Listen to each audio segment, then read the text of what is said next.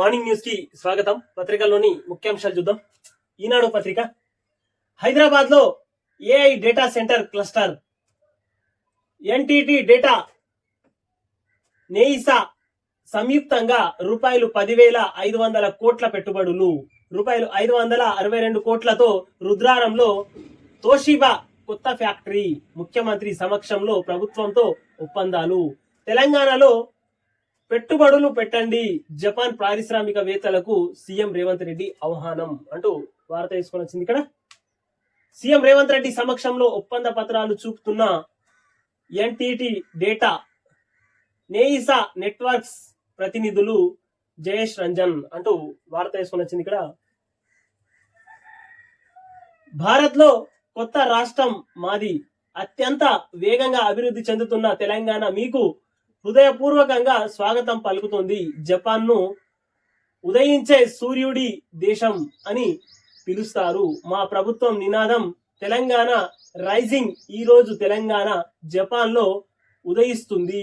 పారిశ్రామికవేత్తలతో భేటీలో సీఎం అంటూ వార్త వేసుకుని వచ్చింది. ఇక్కడ 30 ఏళ్లలోపే పుట్టెడు కష్టాలు, కుటుంబాలను చిదిమేస్తున్న రోడ్డు ప్రమాదాలు, భర్త దూరమైన బాధను మరవక ముందే మీద పడుతున్న బాధ్యతలు, పిల్లల పోషణకు వితంతువుల కాయా కష్టం, ప్రభుత్వ సాయానికి ఎదురు చూపులు అంటూ 5వ పేజీ నుండి వార్తలు. మొత్తం మీద చిన్న వయసులోనే భర్తను కోల్పోయి నానా కష్టాలు ఇబ్బందులు పడుకుంటూ పిల్లల్ని సాదుతున్నారు అంటూ వార్త వేసుకొని వచ్చింది. ఇక్కడ దరఖాస్తుల్లో 35 నుంచి 40% వారే. మొత్తం మీద వితంతు పెన్షన్ల కాడ కానీ ప్రతి ఒక్క దాంట్లో దరఖాస్తుల్లో 30 నుంచి 40% వాళ్ళే ఉన్నారు అంటూ వార్త వేసుకొని వచ్చింది. 5వ పేజీలో వార్త. గ్రామానికో రెవెన్యూ ఖాతా సెక్షన్ 13-12 ద్వారా వీలు కల్పించిన భూభారతి, నీటి వనరులు ప్రభుత్వ పట్టా భూముల వివరాలు నమోదు, ఏటా డిసెంబరు 31న అచ్చువేసి పదిలపరిచేలా నిబంధన అంటూ 5వ పేజీలోని వార్త. మొత్తం మీద గ్రామానికో రెవెన్యూ ఖాతా అంటూ వార్త వేసుకుని వచ్చింది. ఎస్సెట్ హాల్ టికెట్ల పైన క్యూఆర్ కోడ్, పరీక్ష కేంద్రం చిరునామా దూరం ఇట్టే తెలుసుకోవచ్చు, ఉన్నత విద్యా మండలి అధికారుల వెల్లడి అంటూ 5వ పేజీలో వార్త. ఇది కూడా మార్పులతో జేఈ మెయిన్ తుదికి విడుదల అంటూ 6వ పేజీలో వార్త.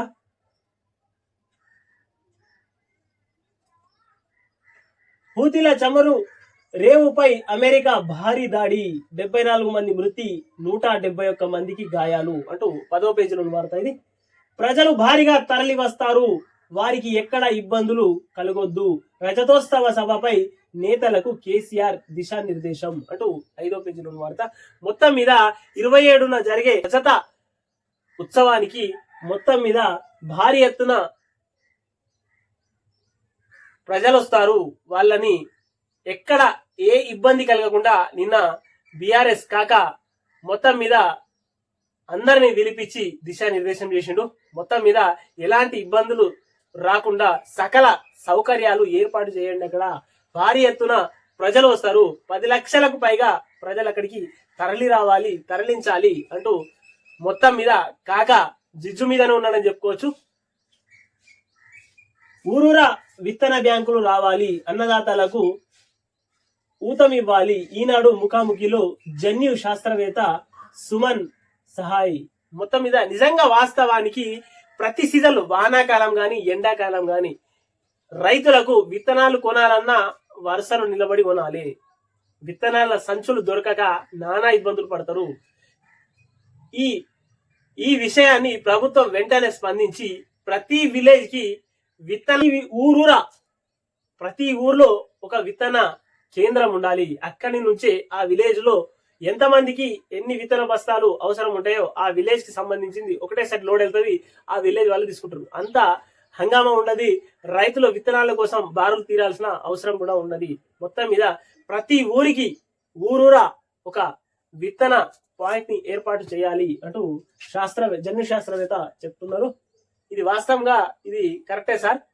దాంతో పాటు ఎరువుల డిపో కూడా ఏ ఊరికి ఆ ఊరు సపరేట్ గా ఎరువులు కూడా సప్లై చేస్తే రైతులకు చాలా సులభంగా ఉంటది. గంట కురిసింది నగరం జడిసింది, హైదరాబాద్ లో ఈదురుగాలులు వాన బీభత్సం, కూలిన చెట్లు స్తంభించిన జీవనం, పలు ప్రాంతాలలో విద్యుత్ సరఫరాకు అంతరాయం, మెదక్ సిద్దిపేట జిల్లాలలో పంటలకు నష్టం, నర్సాపూర్ పట్టణంలో వరి పైరు దెబ్బతిని రైతుకు గుండెపోటు అంటూ వార్త తీసుకుని మొత్తం మీద అకాల వర్షాలు ఎక్కువగా ఉంటాయి. రైతులు గమనించి ముందే ఒక 4 రోజుల ముందే 6 రోజుల ముందే కోసేసుకుంటే బాగుంటది. ఎందుకంటే వాతావరణాన్ని బట్టి రైతులు మెసలాలి. మొత్తం మీద రైతులకు ప్రతి సంవత్సరం వచ్చే కష్టాలేవి కొత్త ఏం కాదు. కాకపోతే రైతులు మొత్తం మీద చురుగ్గా ఉండి మొత్తం మీద వర్షానికి ప్రభావానికి ముందే మేలుకొని రైతు సకల సౌకర్యాలతోని మొత్తం మీద ఏర్పాటు చేసుకోవాలి అంటూ నిపుణులు చెప్పుకుని వస్తున్నారు. మొత్తం మీద ఏది ఏమైనా కానీ ప్రతి సంవత్సరం ఈ కష్టాలు రైతులకు తప్పవు. నేడు రేపు ఓ మోస్తారు వర్షాలు, మళ్ళా వర్ష సూచన కూడా ఉందంట. వచ్చే నెలల్లో ఐఎస్ఎస్ కు భారత్ వ్యోమగామి పయనమవుతున్న శుభాంశు శుక్లా, కేంద్ర మంత్రి జితేందర్ సింగ్ వెల్లడి అంటూ 5వ పేజీలో ఉన్న వార్త. కేనైన్ టీవీని సబ్స్క్రైబ్ చేయండి, షేర్ చేయండి, కామెంట్లు పెట్టండి.